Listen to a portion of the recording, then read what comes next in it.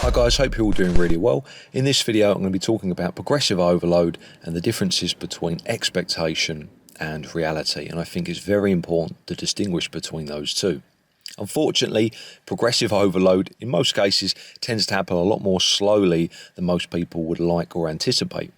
And this in turn causes a lot of trainees to prematurely change exercise or even the entire routine, and in some cases quit training altogether because of the non-existent or slow rate of progress. So what is progressive overload then? Well, over time you're presenting the target muscle or group of muscles with a greater and greater stimulus.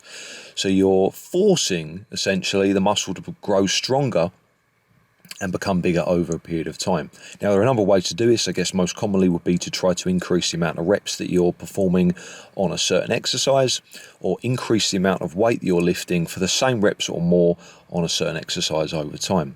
Now, when you first start out training, this is relatively easy to do. You won't struggle too much.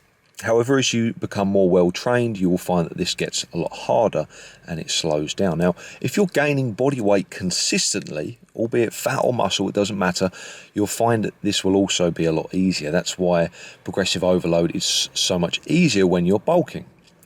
That's why strongmen gain so much weight, because it provides them with a greater potential to lift more weight. They're in a mechanical advantage every time they gain weight on the scales. So if they've got a big competition coming up that's notoriously heavy, they'll gain more weight. It's as simple as that. And in turn, over a period of time, that will enable you to lift more weight, which should hopefully help you accrue more muscle mass. Obviously, as a bodybuilder, you have to watch your body fat levels too, if you want to cut down. That's where the problem lies. We can't keep bulking as a strong man would do. Because eventually you're going to have to lose that body fat if you ever want to, have a lean physique or compete. Now, if you're maintaining the same body weight roughly, and you're trying to progressively overload, and you've been training for a certain length of time, over a year, 2 years, this is where it gets tricky, and this is where most people fall short and they give up too early. So here is an example on the primal chest press. I started off at 5 reps at 137.5, and over a 2-month period I got it up to 7 reps. Now, most people would not have the patience to go through that 8-week phase just to add 2 reps. But if you think about it, those 2 reps are a fair percentage of the total reps done at the beginning. So it's 10k on my 1 rep max, you can see here by this calculator. And that's a considerable increase in strength. But it took multiple attempts to be able to get there. I might perform 5 reps. The next session would still be 5 reps. It might feel the same, might even feel a little bit harder. The next session, I might feel that the 5th rep was slightly easier than the first session that I did. Then again, I hit 5 reps. And now on the 5th session, I get 6 reps. So it's taken 5 weeks to add a rep.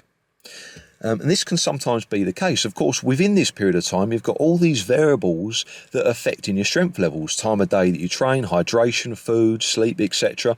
So you may actually be getting stronger, but the variables that affect that to show that strength are throwing it off. And sometimes that can really interfere with the results. So it's taken me 2 months to add 2 reps, but that's a 10k increase in my 1 rep max, which is fantastic progress. If you can keep that going for 3 years, you're going to be a lot further ahead. And that's the mentality you need when thinking about progressive overload.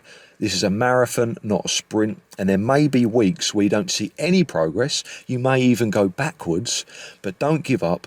Keep persevering. And over a period of time, give yourself enough weeks.